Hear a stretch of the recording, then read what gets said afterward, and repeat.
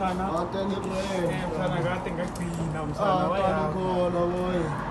Ndawo tathi ngikuvalele intokweni khulu mfana tathi yajima kafika khona. Yiko msana ngasakubona kwena. Ngithe ukubethela ijika mara ntwana ngicela khona ukubethela ngoba umethe ikhaya. Hayi msana wahlala waphela mfana ngilendile.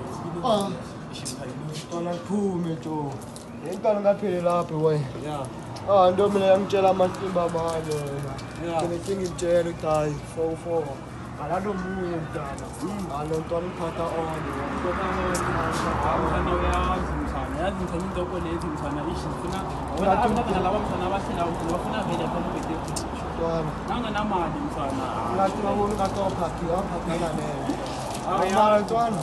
Kulunga boy. Kulunga. Ngongena la emakuleni jaja kumfayisela uyeke sigele probanga vele. Bhala ntwana ngama-12 boy. Hayi demand wahlala bhathela lo kolodawo lo. Kuphi? Lo demand wahlala ngatalo. Yazi amajita la thola ikakafuna usibhathela nje. Ntwana le nini ngiyilandele kulo bathe ngivibami nanje ngayibala. Ibalekile nanje cabanga ukuthi owamalini boy. Yeah. 250. Mara msana imali ningangaka msana. Okay. Ngiyacabanga nami msana imali lemsana uyayidinga for la phela Ngidinga khulu. madoda kunjani? Yangibamba ne.